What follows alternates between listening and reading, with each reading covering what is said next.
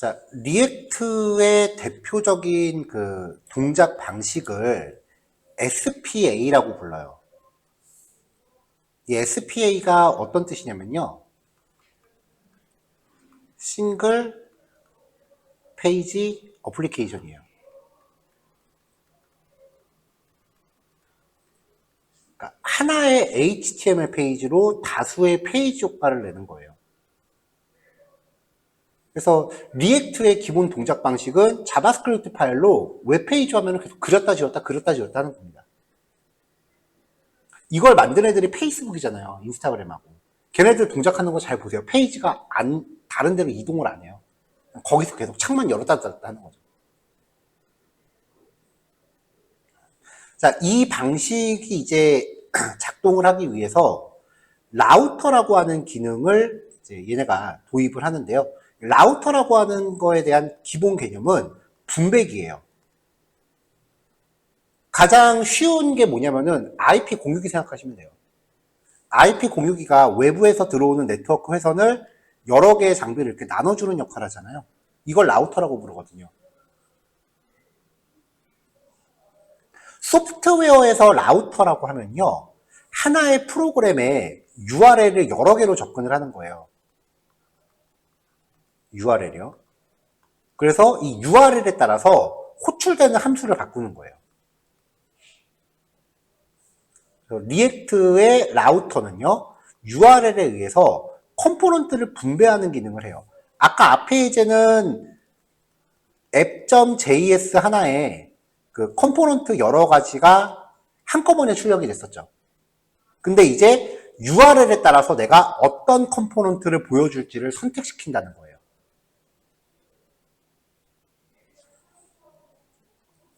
그 HTML5에 접어들면서 자바스크립트에 추가된 기능 중에 히스토리 객체를 통해서 URL을 변조하는 기능이 있어요. 제가 AJAX 할 때 뒷부분 코드는 필요 없으니까 빼셔도 됩니다라고 했던 부분 있잖아요. 그게 이 부분 코드인데 그거를 그냥 리액트는 내부적으로 알아서 하더라고요. 그래서 굳이 그 코드를 내가 구사하지 않아도 돼갖고 그때는 그 코드를 다 뺐는데 실제로 페이지가 이동하는 게 아닌데 여기 URL을 막 바꿔치기를 해요.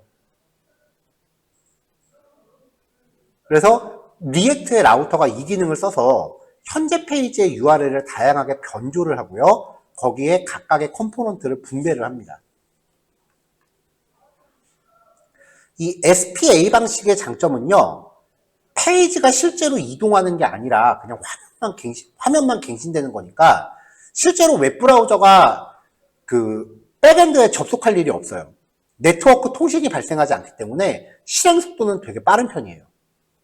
근데 아까 말씀드렸던 것처럼 그 자바스크립트 코드가 좀 비대해질 수 있고요. 코드 스플리팅 기법으로 해결 가능하다는데 이게 뭐냐면은 코드를 분할 작성하는 거예요. 그러니까 파일을 이제 나눠서 작성하는 건데 이거는 그냥 수업 내용 따라오시면은 자연스럽게 해결되는 거고요. 그리고 HTML이 하나니까 SEO에 취약하다. 검색 엔진에 노출이 안 된다는 거고요.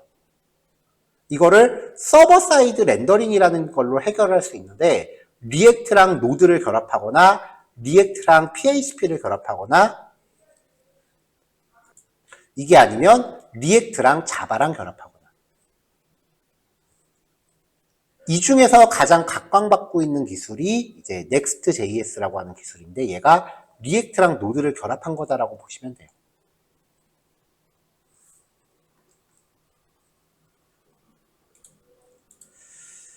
자, 그래서 이제 프로젝트를 생성하고 이제 기본 초기화를 하고 나면요. 인덱스 파일부터요. 일단은 라우터라는 게 이제 화면을 분할하는 기능이다. 그렇게 정리하시면 돼요. 그래서 index.js에서 먼저 하나 또 처리하셔야 되는 게 리액트 라우터 돔이라고 하는 내장 패키지가 있어요. 이 패키지에서 브라우저 라우터라는 요소를 참조하셔야 돼요. 얘는 중괄호가 들어갑니다. 이 컴포넌트를 이제 앱으로 감싸면은 이 브라우저 라우터란 태그 안에서는 우리가 URL로 화면 분할이 가능해지는 거고요. 자, 그 다음에 이제 기능들이 되게 많아서 제가 단계별로 좀 쪼개놨거든요. 이렇게 앱 스텝 1, 스텝 2, 스텝 3, 스텝 4, 스텝 5까지 이렇게 쪼개놨어요. 그러면은 이제 각각의 스텝별로 연결돼 있는 실제 화면들을 페이지스라는 폴더 안에서 만들 거예요. 그러니까 이 페이지스가 우리가 웹페이지 상에서 각각의 그 화면을 담당하는 요소들이 이 안에 구현되어 있는 거다라고 보시면 되고요. 이 안에 있는 페이지들을 app.js에서 분배한다.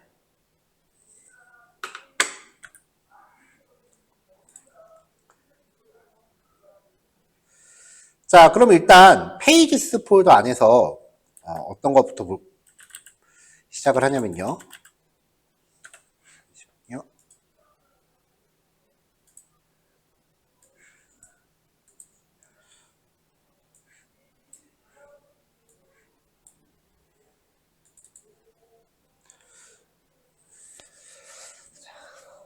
자, 일단은 페이지스라고 하는 폴더를 만들고요. 여기 안에 그 두 개의 페이지를 일단 만들어 볼게요.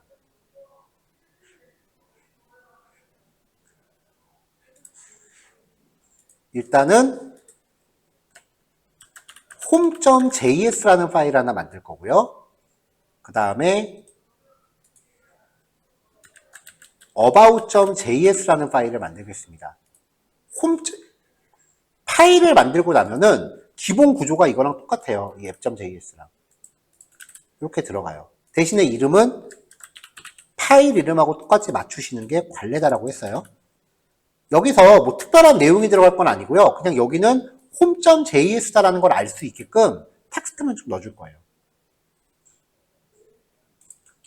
about.js도 비슷한 식으로 해서요. 그냥 이렇게 화면만 구별할 수 있게끔. 지금은 화면 전환되는 거 보는 게 목적이니까 뭐 복잡한 것도 필요 없죠.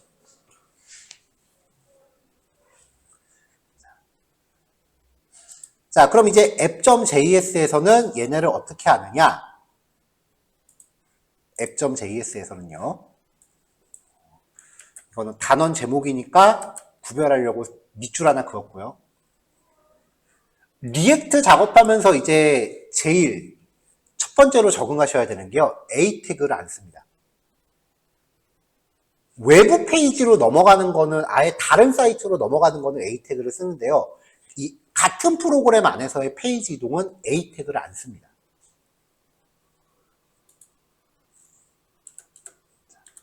임포트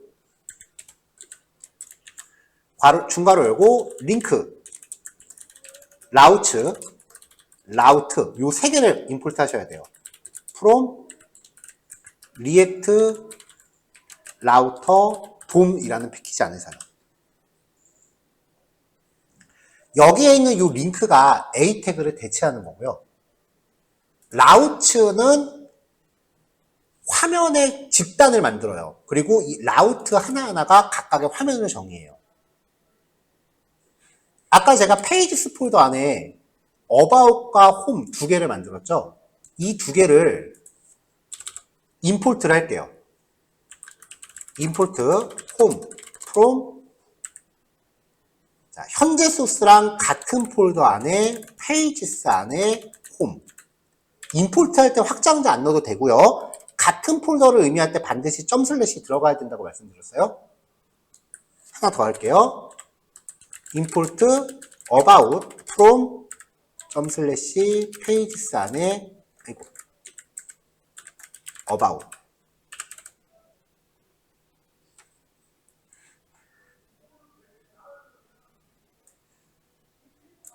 자, 그럼 이제 이렇게 임포트한 화면을 여기에 그냥 홈이라고 갖다 놓고 여기에 about이라고 갖다 놓으면 아까처럼 그냥 태그 조립하는 게 되는 거죠. 제가 아직 가동을 안 해놨으니까 가동을 할게요.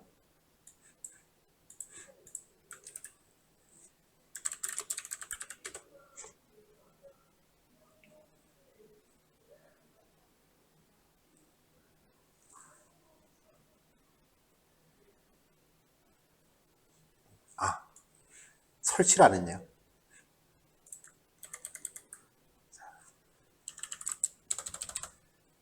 자, 리액트 라우터 돔이라는 애를 이제 설치를 해줘야 돼요. 얀 add 리액트 라우터 돔. 이렇게 명령어 내리셔서 프로젝트 안에 설치를 해주셔야 돼요. 이제 예제마다 뭔가 추가적으로 설치되는 애들이 포함이 될 거예요.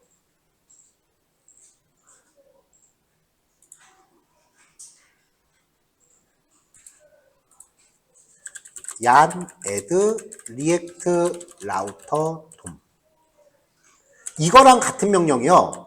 npm install 리액트 라우터 돔. 명령어가 두 개가 똑같아요. 목적도 똑같고 결과도 똑같아요. 근데 얀이 다운로드 속도가 좀 더 빠르대요. 그러니까 npm하고 얀은 뭐 특별히 구별 안 하셔도 됩니다.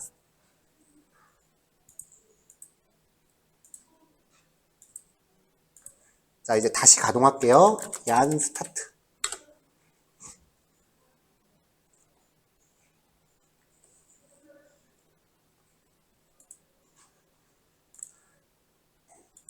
자, 이렇게 하면 홈과 어바웃이라는 파일이 이렇게 조립이 되는 거잖아요. 이게 우리가 전교시에 봤던 거죠. 근데 지금 여기서 홈과 어바웃이라고 하는 애를 각각 하나의 페이지로 만들 거예요. 어떻게 만드느냐?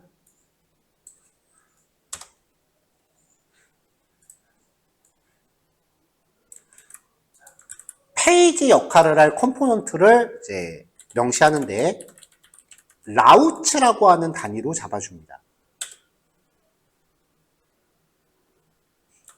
여기에 라우트라는 단위로 들어가요. 패스에다가 홈 그리고 엘리먼트라는 속성에 중괄호 열고 이 홈 컴포넌트를 여기다 박아줘요.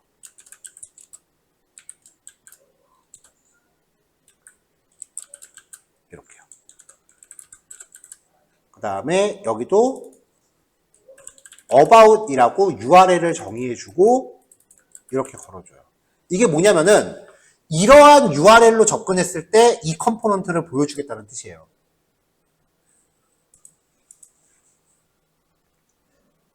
그러면 여기에 링크는 어떻게 거느냐? 여기에 링크를 구성할게요. 이거는 그냥 HTML 태그입니다. 대문자로 시작하면은 뭔가 리액트에서 제공하는 기능인 거고, 내지는 내가 만든 다른 코드 조각인 거고, 대문자로 시작하면. 소문자로 시작하는 건 그냥 순수 HTML 태그다. 그렇게 구별할게요. 여기에 A 태그 대신에 링크를 걸어요. to 하고서 내가 정의한 URL을 걸어요. 이게 앞으로 우리가 쓸 링크예요. 자, 이번에 about 이렇게 걸게요. 그러면 이 링크라고 하는 컴포넌트는 웹브라우저에서 개발자적으로 열어보면은 A 태그로 나와요. 그렇다고 실제로 A 태그 코딩하는 거랑은 동작이 좀 달라요.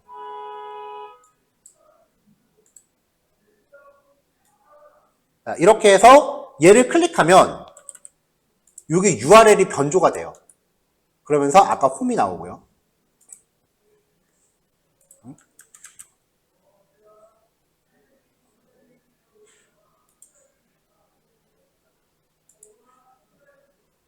about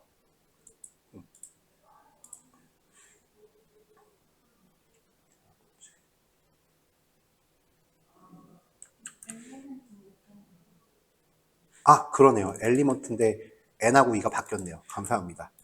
저도 제우타는 잘 못 찾아요. 자, home, about 이렇게 화면이 바뀌어요. 이게 특이사항이 뭐냐면 자, 여기 바깥에 제가 일반 링크를 하나 넣어놓을게요. 바깥에 일반 링크로 A 태그를 하나 넣어놓을게요. 차이점을 비교해 보자고요. 개발자 도구 열고요. 여기 지금 경고 뜨는 거는 첫 페이지가 매칭된 게 없다라고 나오는 거니까 이거 일단 무시하셔도 돼요. 자, 네트워크 탭을 열게요. 새로 고침. 그럼 처음에 이 페이지를 만드는데 구성되는 요소들이 나올 거 아니에요.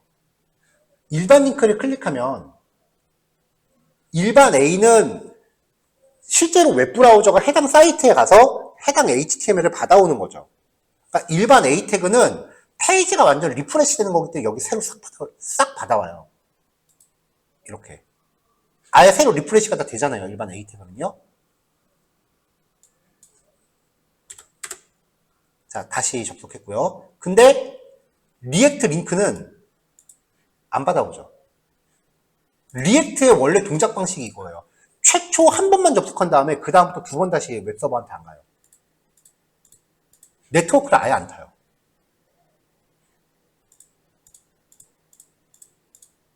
근데 이것도 웃긴 게 이게 지금 제가 A 태그로 링크 태우면 이렇게 나오죠. 이게 지금 우리가 개발 모드라서 이게 가능한 거예요. 자, 마지막 날 또 보여드리겠지만 얘를 실제 개발이 끝났다라고 가정하고 배포 가능한 형태로 만들어 볼게요. 얀 빌드라는 명령을 내리면 이제 쪼개놨었던 자바스크립트 소스들을 하나로 합치면서 ES5 문법으로 다 바꿔요. 그러면 얘가 빌드라는 폴더를 만들어내요. 이 안에 보면은 이제 단 하나의 HTML 파일과 지금까지 작성했었던 자바스크립트 파일들이 이렇게 하나로 합쳐집니다.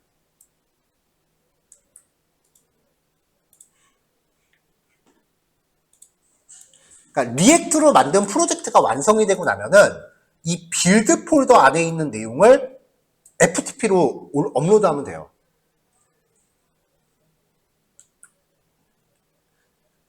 이 index.html을 그냥 더블 클릭하면 작동 안 하니까 라이브 서버로 가동할게요. 아, 그럼 이제 URL이 바뀌어갖고 안 되는구나. 잠시만요. 라이브 서버로 작동을 할게요. 여기가 루트가 돼야 되니까.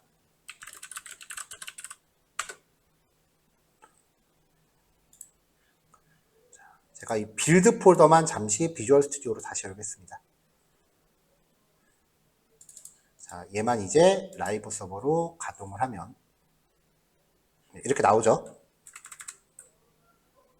리액트로 만든 거는 잘 동작해요. A 태그는 완전 백엔드에 가는 거라 그랬죠. 클릭해 볼게요. 못 찾아요.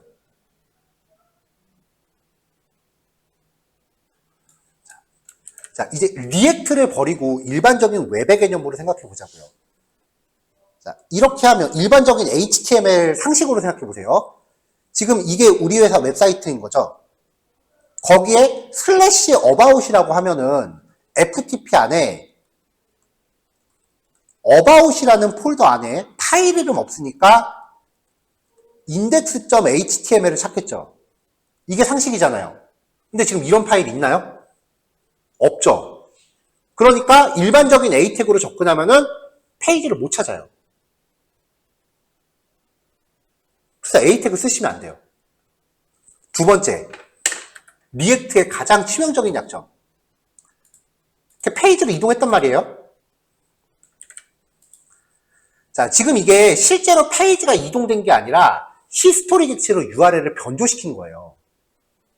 history.back 하는 그 기능 있잖아요. 걔로 웹브라우저의 URL을 변조시킬 수가 있어요. 실제로 화면 이동한 게 아니에요. 근데 여기서 새로 고침 누르면 웹브라우저는 또다시 우리 회사 웹사이트에 접근해서 about 폴더 안에 index.html을 내놓으라고 들어요. 그래서 리액트로 만든 사이트는 새로 고침하면 망해요. 이래서 실무에서 못 써요. 쓰시면 안 돼요. 웹사이트 만들 때. 그래서 Next.js를 쓰는 거예요. Next.js를 이런 문제를 완전히 해결했거든요. 그래서 리액트 공부가 끝이 아닙니다. 리액트는 그냥 그 수능 문제 풀기 위해서 구다 외우는 거예요. 실제로 이제 쓰는 거는 나중에 Next.js까지 가셔야 돼요. Next.js를 안 하고 리액트만 공부했다? 아무 의미 없습니다.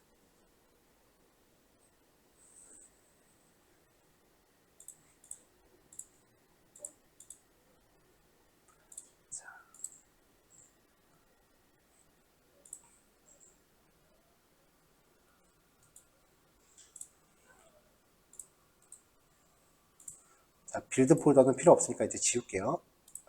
못 지우는구나.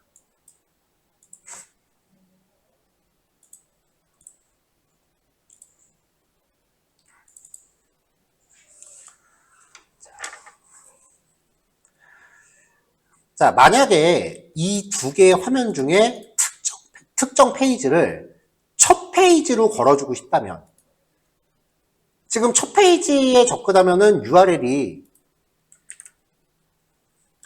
양 스타트라고 접근하면은 그냥 로컬호스트 콜론 3000 그렇게만 접근하니까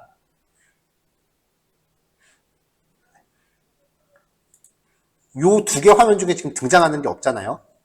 그래서 첫 페이지에 매칭시킬 컴포넌트는 URL을 슬래시로 걸어주시면서 except true라는 옵션을 추가적으로 거셔야 돼요. 첫 페이지로 사용되는 컴포넌트는 except true를 명시해야 되고요. 패스에 슬래시를 권장합니다. 이렇게 거는 거죠. 그러면은 페이지 이제 딱 접근했을 때 새로 고침하면은 home.js가 첫 화면으로 나오는 거예요.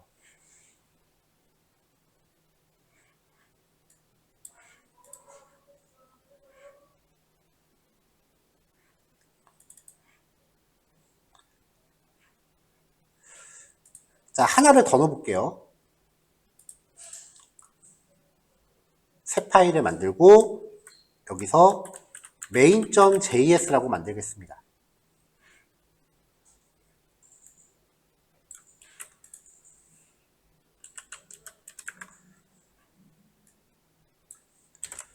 자, 여기도 기본 초기화를 준비를 하고요.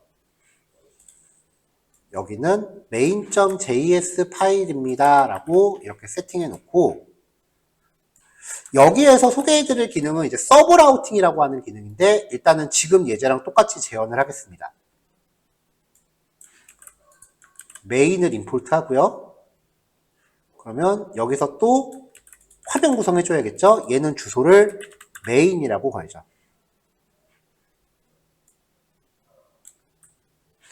여기다가 이제 about이 아니라 메인을 걸어주면 되고요.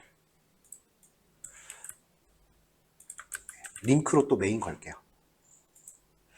그러면 클릭했을 때 main.js 나오죠. 소스가 바뀐다고 해서 그 중간에 얀 애드에서 패키지를 추가할 때는 가동 중이던 프로그램을 끄고 설치한 다음에 재가동하셔야 돼요. 근데 소스가 바뀌는 거는 굳이 프로그램 재가동하실 필요 없어요. 그냥 소스가 바뀌는 거는 그냥 가만히 놔두고 저장하면 알아서 반영돼요.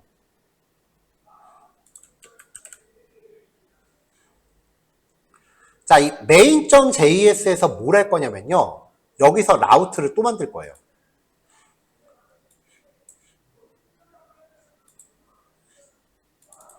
자, 페이지스 폴더 안에 두 개의 파일을 추가로 만들게요. 요거는 간단한 코드니까 미리 준비해 놓은 파일을 갖다 넣겠습니다. 메인 서브 1이고요. 메인 서브 2입니다. 그 텍스트만 들어가 있어요. 별거 없죠? 얘를 메인 안에서 라우팅을 걸게요. 라우팅을 꼭 앱 안에서만 걸 필요는 없어요.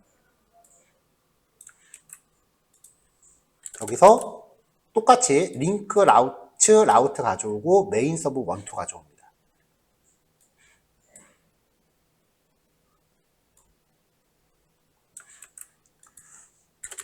자, 여기서 페이지 역할을 할 컴포넌트를 명시할게요. 슬래시 메인 밑에 서브 1 그리고 슬래시 메인 밑에 서브 2 이렇게 링크를 걸어요. 그 다음에 링크를 또 거는 거죠. 요 링크를 거는 거는 어느 파일에서건 걸어도 상관없어요. 그리고 라우트 안은 일단 자기 상위 요소는 그대로 유지하고 요 영역만 화면이 바뀌어요.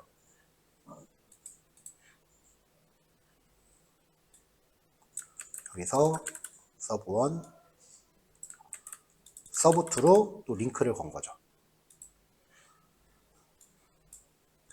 자, 지금 여기 그 배포해드린 코드랑 조금 다르게 제가 좀 약간 실험적인 내용을 좀 넣어놔갖고 결과 확인을 좀 해볼게요. app.js는 지금 이게 기본 코드고 요만큼이 기본 코드고 요 밑에 내용이 지금 라우팅이 되어 있는 거예요. 그러니까 app.js 안에서 링크는 요 안에서 이렇게 왔다 갔다 해요. 그 다음에 메인 안에서 링크를 또 걸고서 요 밑에 라우팅 영역을 또 건 거잖아요. 그럼 그 안에서는 역시 이거 작동 안 하네요.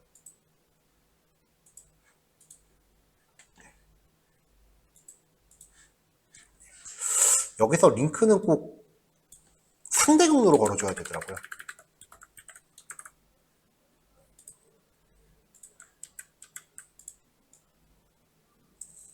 패스.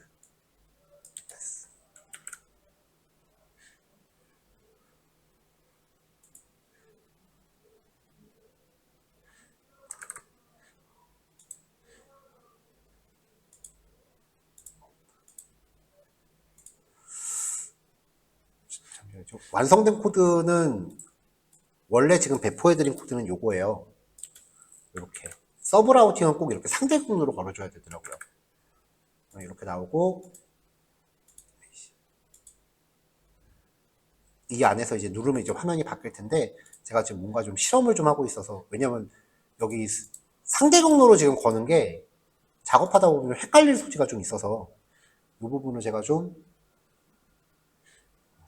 확인을 좀 할게요. 일단 잘못된 게 지금 여기서 링크를 걸면요. 여기서 링크를 걸면 이렇게 링크를 걸면 이걸 클릭하면 주소가 바뀌죠. 근데 app.js에서 이 메인이라는 영역을 슬래시 메인이라는 주소에 매핑을 해놨잖아요. 그렇죠? 슬래시 메인이라는 주소에 매핑을 해놨잖아요. 이렇게요. 그래서 슬래시 메인이라는 주소로 들어가면은 이 화면이 나오는 건데 이 안에서 지금 서브 라우팅이라는 걸 또 걸어놨기 때문에 메인 하위의 요소를 표현하려고 링크를 이렇게 바꿨다고요. 자, 그럼 보세요. 요 주소랑 요 주소가 같나요? 다르잖아요. 뒤에 서브라는 게 명시가 안 돼 있잖아요. 그러니까 주소가 이렇게 되는 순간 얘가 안 나와 버리는 거예요. 부모 페이지 자체가 안 나와요. 얘가 못 나오는 거죠. 그래서 지금 요 메인에는 어떻게 걸어야 되냐면은 슬래시 메인을 걸고 이 뒤에는 아무거나 와도 상관없다. 그러니까 슬래시 메인이 오고 뒤에 뭐가 와도 상관없을 때 얘를 걸어라 라는 뜻으로 서브 라우팅을 갖는 페이지는 링크를 슬래시 별까지 걸어줘야 돼요. 그래서 실습자를 보시면은 스텝 2 서브 라우팅에서 여기 슬래시 별로 이렇게 걸려 있어요.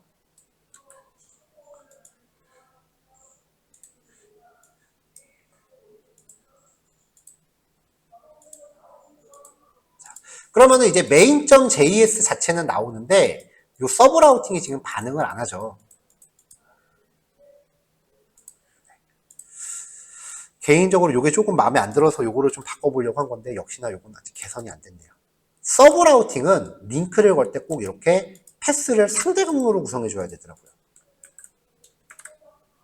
그러면 메인원 안에서 서브가 바뀌고 숫자 보시면 되겠죠? 페이지 하나 들어가고 그 페이지 하위 요소도 만들어지고 왜 쇼핑몰 같은 데 보면은 상품 상대 밑에 탭별로 페이지 있잖아요. 그런 거 만들 때 이렇게 쓰시면 되겠죠. 이게 서브 라우팅입니다. 자주 쓰진 않는 것 같은데 이렇게 만들어 놓으면 탭 페이지 같은 거 만들 때 꽤 유용하더라고요.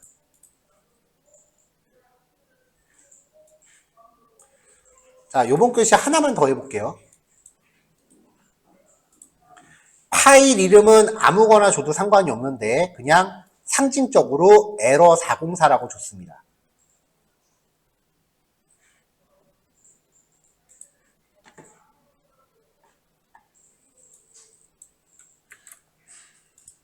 app.js에서요 또 임포트를 해주고요. 라우팅을 걸 때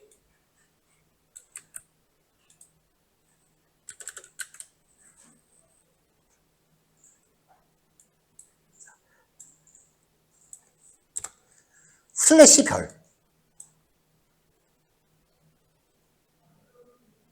단 라우츠 블록의 맨 마지막에 배치하셔야 돼요. 그러면은 앞에서 나와 있는 URL을 다 체킹하고 그 밖에 나머지 모든 URL에 대해서는 얘를 보여준다예요.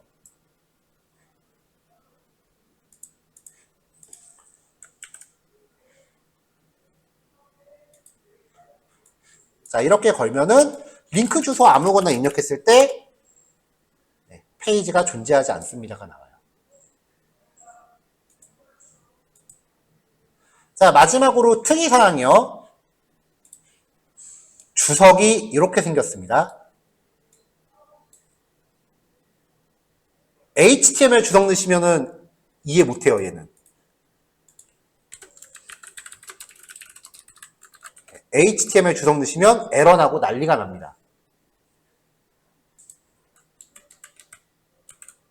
주석이 좀 특이하게 생겼다는 거 기억하시면 되겠고요.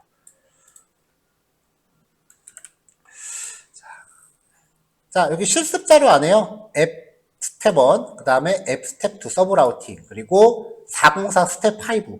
요거까지 체킹하시면 되고요. 3번, 4번은 내용이 좀 건더기 커서 얘는 다음 교시로 뺄게요. 요거와 연관된 페이지스 폴더 안에 있는 것도 실습하시면 되고요.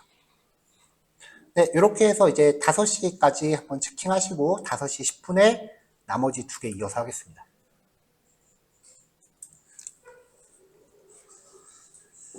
자, 다시 앱.js입니다. 이번에는 화면을 전환할 때 변수를 넘기는 방법이에요. 자, 디파트먼트 get이라고 하는 페이지 컴포넌트를 하나 만들어서 이제 임포트를 했고요. 이 페이지로 링크를 거는데 링크에 쿼리 스트링으로 변수를 2개를 포함시켰어요. 물음표 뒤에 들어가는 건 변수라고 했었죠. 그러면 이제 디파트먼트 get이라고 하는 이 페이지가 이 변수들을 어떻게 수신할 수 있는지를 확인하는 예제예요.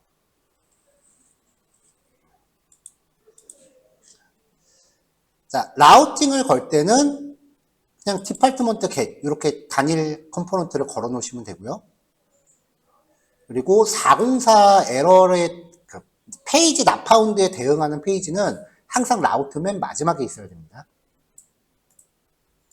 자, 그럼 이 디파트먼트 get이라고 하는 파일을 페이지 컴포넌트를 추가하고요. 이제 기본 구성을 할게요.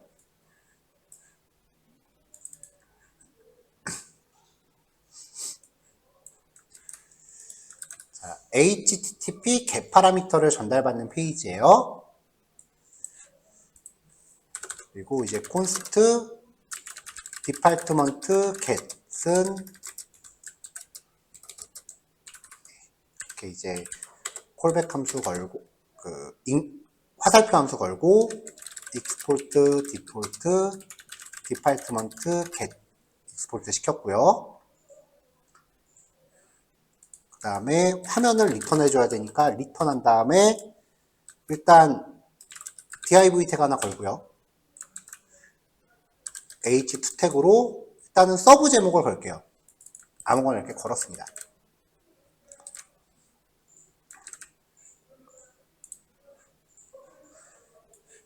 자, 일단 라우팅이 잘 걸렸는지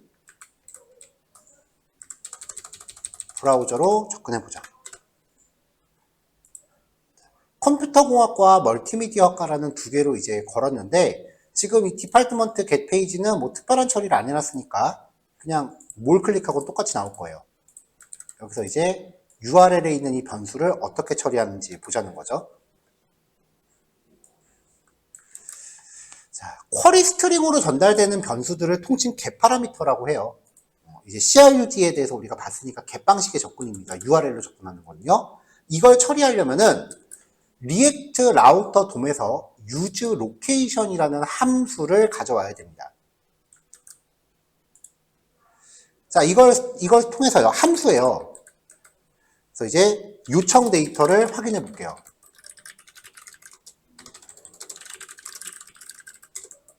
자, const location이라고 변수 하나 정의하고요. use location 이라고 받겠습니다. 자, 이거를 콘솔에 찍어 볼게요. 어떤 정보가 들어오는지. 콘솔.그룹으로 그룹핑 하나 걸고요. 제목 유즈 로케이션의 리턴 값 확인. 콘솔.그룹 엔드 한 다음에 쟤를 한번 찍어 보자고요. 콘솔.디버그 로케이션. 콘솔.디버그랑 콘솔.로그랑 같은 기능이라고 보시면 돼요. 자, 개발자 도구 열었고요. 자, 지금 여기 보면 콘솔.디버그로 출력한 게 지금 안 나오고 있거든요. 이게 안 나오는 이유가 뭐냐면은 기본 수준이라고 되어 있는 거에서 상세까지 켜주셔야 돼요. 자, 그럼 이제 요 로케이션이라고 하는 객체가 갖고 있는 게 패스 네임, 경로, 그 다음에 서치라고 하는 문자열 안에 보시면은 이렇게 쿼리 스트링 변수값 들어있어요. 나머지는 지금 뭐 안 쓰는 거니까 필요 없을 것 같아요. 그럼 여기서 일단 서치라는 값만 뽑아내면 되거든요. 자, 그래서 얘를 쿼리 스트링 객체 형태로 변환을 해볼게요. 로케이션 안에 있는 서치만 뽑아내면 되니까 기본적으로는 콘솔.로그에 로케이션.서치 이렇게 뽑아내면 되거든요. 그러면은 이것만 나와요. 자바스크립트에서 이제 제이슨 형태의 객체 접근할 때 이렇게 점으로 접근하는 걸 많이 쓰는데 리액트는 구조 분해가 좀 많이 유행을 해요. 이렇게 뽑을 수도 있지만 콘스트 괄호 열고 서치는 로케이션이라고 하면 로케이션 안에 있는 서치만 이 변수에 담는 거죠. 자, 그럼 이제 쿼리 스트링 변수 막 뽑아진 거니까 이거 우리 전에 처리하는 법 배웠었잖아요. 쿼리는 URL 서치 파람스한테 얘를 전달해 줍니다.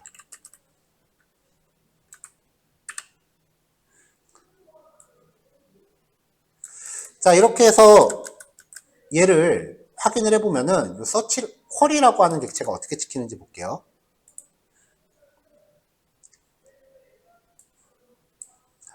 URL 서치 파람스라고 하는 객체로 뽑혀요. 객체이기 때문에 두 개의 값이 들어있다라고 되어 있고 여기에 각종 메서드가 포함되어 있는데 여기에서 이제 변수 값을 추출하려면 이 쿼리라는 객체가 갖는 get이라는 메서드를 써야 돼요.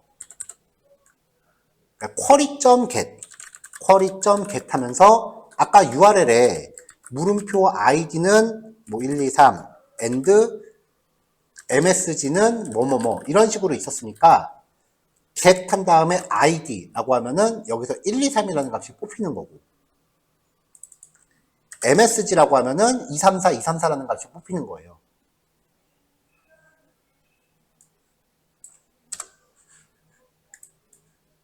자, 그래서 요거를 그냥 확인을 해봤습니다. 자, 요청된 학과 번호가 %s 그리고 메시지 내용 %s query.get id, query.get msg 이렇게 두 개 값들을 각각 뽑아서 첫 번째 %s에다 걸었어요. 자, 이렇게 반환되는 값들의 데이터 타입도 확인했어요.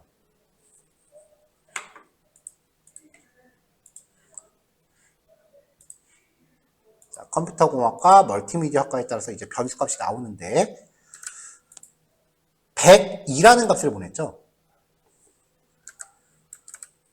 값이 뽑힙니다.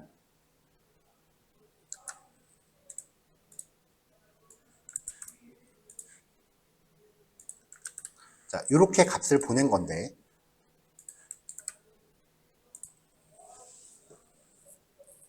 그래서 id라는 이름의 변수값을 102라고 뽑아냈고요. msg라는 값의 변수값을 월드라고 뽑아낸 거예요. 근데 여기서 특이사항은 URL에 포함되어 있는 값은요. 형태가 무엇이건 간에 무조건 문자열이에요. 아무리 숫자가 들어갔다고 해서 그냥 숫자로 쓰시면 안 돼요. 숫자로 써야 되면 반드시 형변환 하셔야 돼요. parse int 함수 써서 형변환 하셔야 됩니다.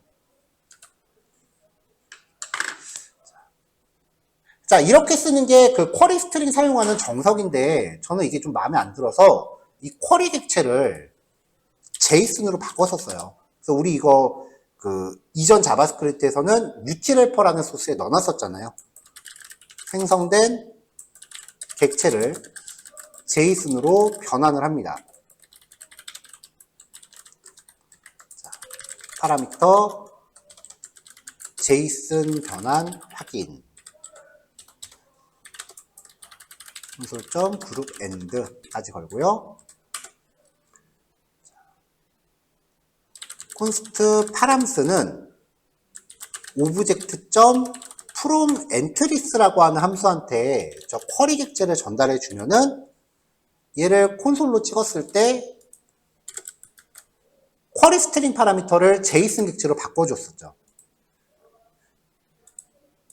그래서 이렇게 쿼리 스트링 파라미터가 제이슨으로 바뀐 거 확인할 수 있어요. 그럼 이제 id와 msg라는 변수값 두 개를 바로 우리가 추출해서 쓸 수 있는데, 그러면 이 파람스 객체를 다시 한번 구조분해해요. id와 msg로요. 그러면 URL에 뽑혀 있는 값들이 바로 추출이 되죠, 이렇게.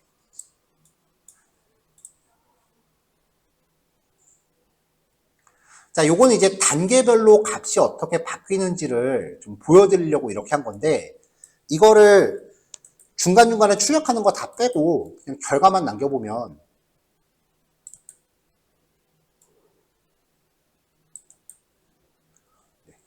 이렇게 압축이 되겠죠.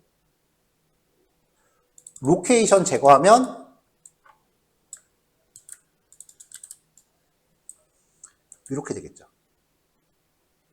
요 쿼리라는 변수도 제거한다고 치면은 보통 이렇게 되겠죠. 여기서도 요 파람스 제거하면 이렇게 압축이 되겠죠. 보통 리액트 책들이 이런 식으로 제시를 해요. 그러면서 이런 기능은 설명 1도 없고요. 왜냐면 이건 기본 자바스크립트 함수니까. 그리고 밑도 끝도 없이 구조 분해를 되게 좋아해요.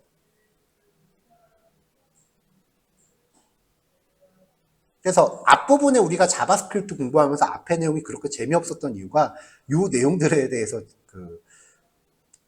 미리 좀 기초 내용을 좀 쌓아놓고 온 거라고 보시면 돼요. 지금은 초반이니까 변수 값들이 추출되는 과정을 제가 이렇게 다 상세하게 보여드렸는데, 이후 우리 수업들도 이렇게 구조 분해를 좀 많이 써가면서 사용을 하게 됩니다. 자, 그럼 이렇게 변수를 받으면 어떻게 쓰느냐. 자, 변수를 이제 받았으니까 얘를 활용하는 과정을 좀 볼게요. 자, get 파라미터에 따라서 다르게 표현할 데이터를 준비할게요. 실전에서는 여기에 해당하는 변수 값을 백엔드로부터 받아와야 돼요. 그게 나중에 AJAX가 되겠죠.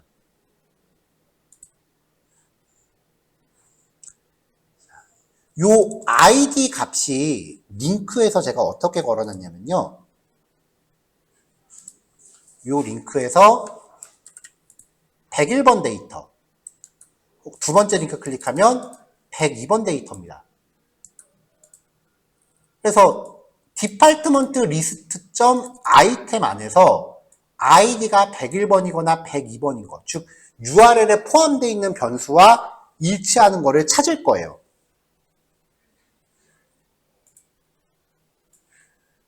자, 이제 잘 보세요. 디파트먼트 리스트.item이 배열이죠. 배열이 갖고 있는 탐색 함수 중에 find라는 함수가 있습니다. 배열의 탐색 함수의 특징들은 전부 콜백 함수를 파라미터로 받죠. 콘솔.log라고 해서 v를 출력하고 콘솔.log라고 해서 i를 출력하면은 v는 배열의 원소 하나하나예요. i는 이 배열 원소의 인덱스 번호예요.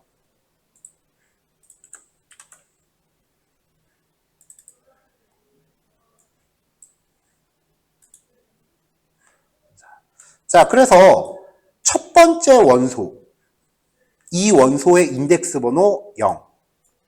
두 번째 원소, 이 원소의 인덱스 번호 1. 이 find 함수의 특징은요, 이제 여기서 찾아요.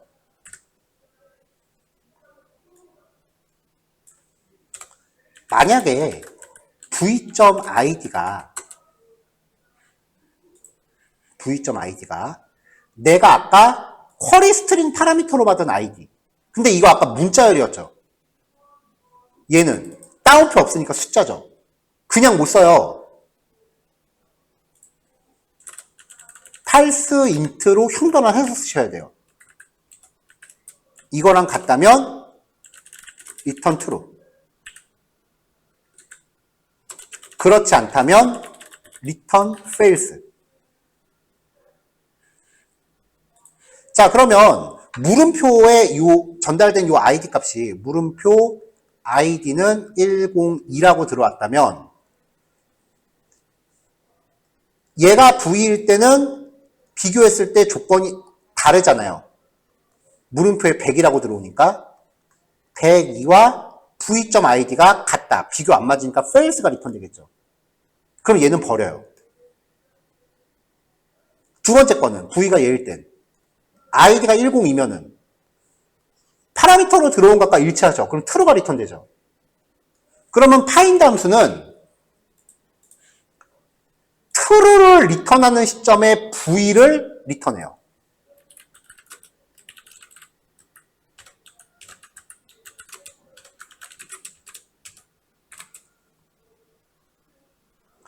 true를 리턴하는 시점에 v를 얘한테 담아요.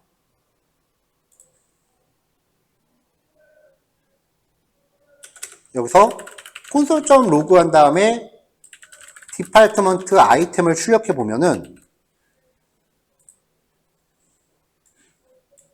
최종적으로 찍히는 게 102번 학과의 객체가 되는 거죠. 컴퓨터공학과 101번, 멀티미디어학과 102번. 자, 이거를 이제 압축을 해보죠. 조건문에 따라서 조건이 충족될 때 참이고 조건이 맞지 않을 때 false일 때, 이거는 사실 이 if문은 되게 안 좋은 코드예요. 왜냐면은 자바스크립트에서 우리가 비교 연산자 처음 공부할 때 const k는 120보다 크다. 비교 연산자도 결과값을 갖죠. 얘가 참이니까 요 k에 저장되는 건 true예요. 그러니까 비교 연산 자체가 결과값을 만들어내요. 참 아니면 거짓을. 조건이 충족될 때 참이다라는 거는 굳이 이렇게 안 짜고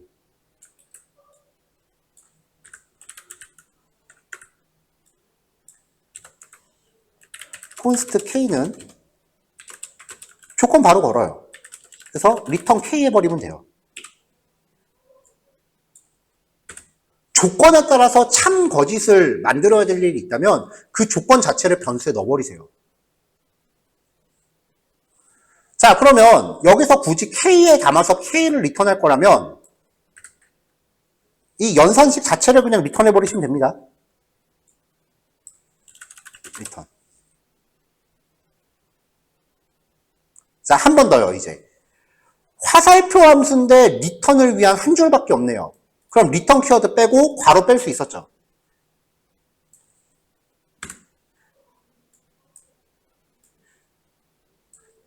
이렇게 압축이 되는 거죠. 그럼 이 코드 자체가 이 배열에서 id 값이 파라미터랑 일치하는 거를 찾아서 얘한테 담아요. 모든 리액트 책이 밑도 끝도 없이 이런 문법은 당연히 알겠지라고 나와요. 왜냐면 이건 자바스크립트 기본 문법이거든요. 리액트 공부할 때 어려운 게 리액트 자체가 어렵다기보다 이 자바스크립트 기본 함수들, 특히 배열 탐색 함수들에 적응이 안 되신 상태에서 들어가시면 되게 어려워요.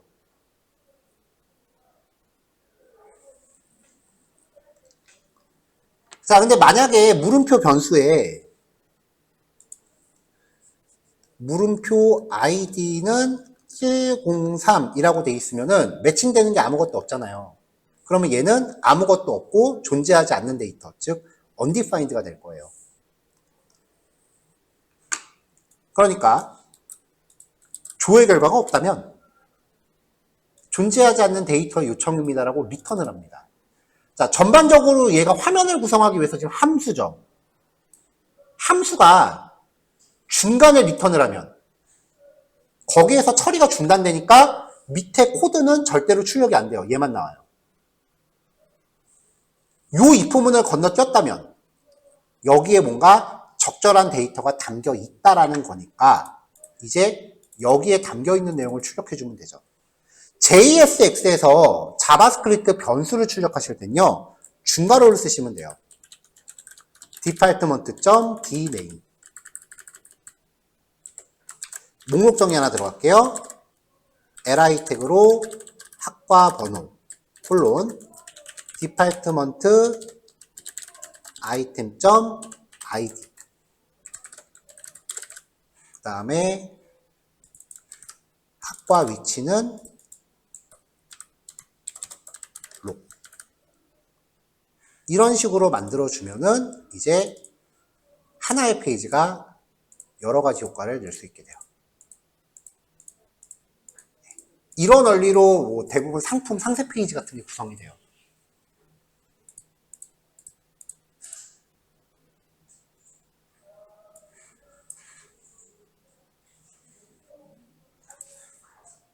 뭐 일반적인 변수값 출력할 때 자바스크립트 변수가 있다면은 여기다가 달러하고서 변수값 넣으시면 나와요.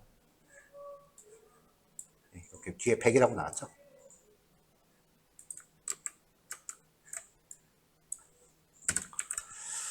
자, 요게 이제 쿼리 스트링이고요.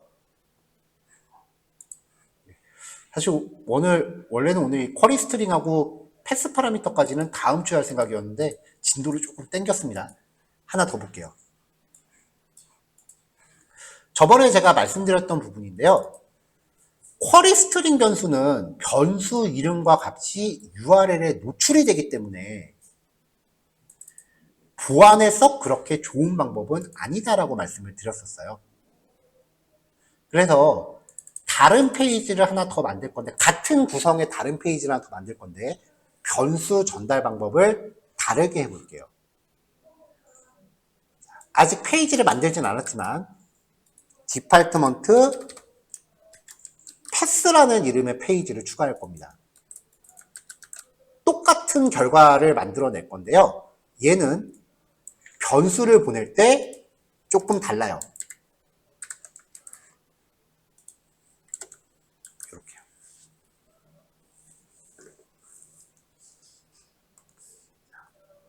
이렇게 전달됐던 변수가 마치 폴더인 것처럼, 뒤에 전달됐던 MSG라는 변수도 마치 폴더인 것처럼. 이게 폴더가 아니라 변수예요. 실제 페이지는 여기까지만 있는 거예요. 일반 HTML은 이거 못해요. 리액트부터는 이게 가능해져요.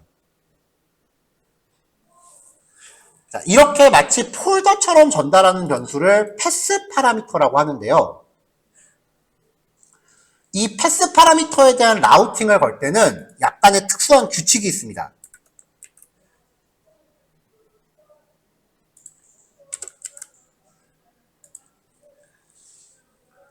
경로를 걸 때요, 여기에 콜론이 들어가요. 그러면 이 자리에 오는 값은 무엇이건 간에 id라는 이름의 변수다. 여기는 msg라는 이름의 변수다 라고 주소에다가 박아놓는 거예요. 그러면은 리액트가 이 링크를 받아들였을 때 이 구성에 의해서 여기는 id고 여기는 msg구나 라고 이해를 해요.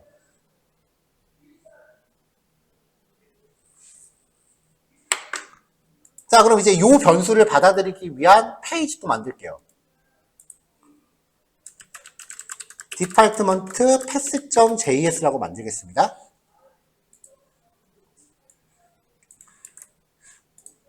자, 기본 구조 갈게요. 리액트 가져오고 department pass라고 가져오고요. return 뭐 div 걸고 h2는 일단 기본 제목 걸게요. 한 다음에 마지막에 익스포트 해야죠.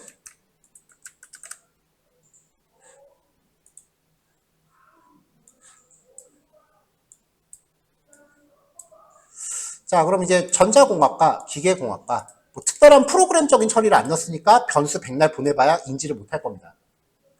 지금 요거밖에 코드가 없으니까요. 아까 쿼리 스트링 변수 받을 때는 리액트 라우터 도만의 use location이라는 함수를 가져왔죠. 얘가 쿼리 스트링 값을 뽑아내는 기능을 하는데요. 패스 파라미터는 리액트 라우터 도만에서 use params.라는 함수를 가져옵니다.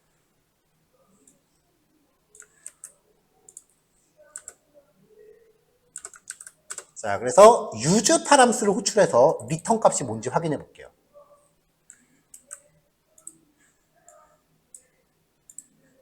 자, 일단 홈으로 가서 새로 고침해갖고 여기 한번 다 지우고요. 전자공학과. 패스 파라미터는 use params라고 해서 뽑으면 그냥 그 자체가 JSON으로 변환돼서 와요. 쿼리 스트링처럼 복잡하게 가공할 필요가 없기 때문에 이걸 더 많이 써요. 쓰기가 더 편하거든요.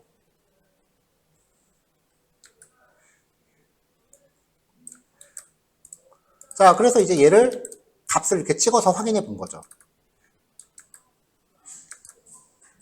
이렇게 변수 값들이 바로 확인이 되죠. JSON이니까 params.id, params.msg에서 접근하면 되잖아요. 나중에 좀 더 익숙해지면은 이것도 use params 호출하면서 처음부터 그냥 id, msg 이렇게 그냥 구조분해해서 받게 돼요. 근데 구조분해를 하고 안 하고는 그냥 개인 취향이니까 뭐 반드시 그렇게 해야 된다. 뭐 그런 건 아닌데 유독 리액트 하시는 분들이 자바스크립트 최신 문법 쓰는 거를 되게 좋아해요.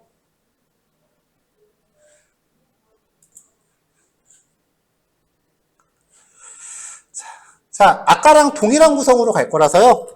제이슨 데이터 구조 준비했습니다. 안에 내용만 좀 바꿨고요. 나중에 이 데이터를 AJAX로 받아와야 된다라는 거를 강조하려고 일부러 출력되는 데이터를 예전에 우리가 AJAX 했을 때 그 데이터로 가져온 거예요. 어제까지 CRUD 하면서 쓰셨던 그 데이터입니다. 자, 그럼 여기서 파람스 안에 아이디가 얘네랑 일치하는 거 또 찾아보죠. 자, 파라미터와 아이디가 일치하는 항목 찾기. 콘스트 디파트먼트 아이템은 디파트먼트 리스트 점 아이템 점 파인드 v랑 i 받아서 콜백 함수 돌립니다. 여기서 true를 리턴할 때의 그 v가 디파트먼트 아이템에 저장되는 거죠.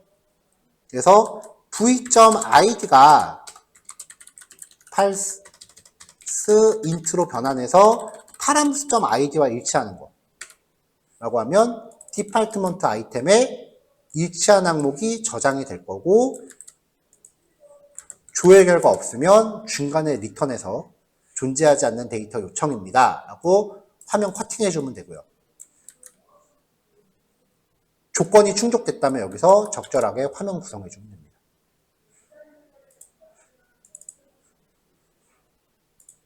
자, 그러면 전자공학과 기계공학과 화면이 구성이 되죠. 이게 일반적으로 탭 구성하는 방법이에요. 기존의 자바스크립트 구현 방식하고는 완전히 좀 다르죠.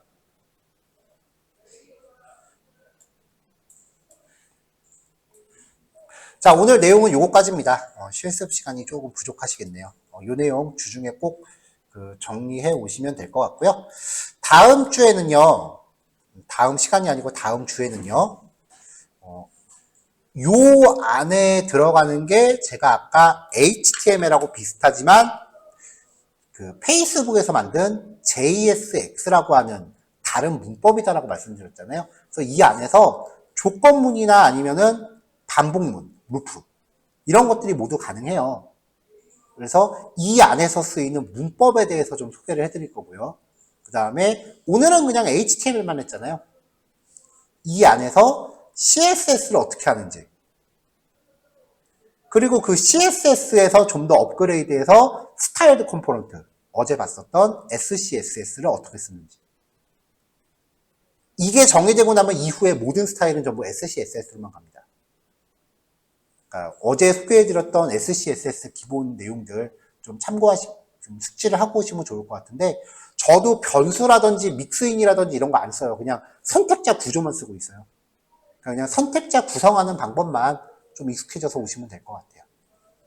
자, 이번 주 내용 여기까지입니다. 예, 고생하셨고요. 이제 드디어 이제 본 게임 시작했으니까 앞으로 또 잘 진행해 보죠. 녹화 끄겠습니다.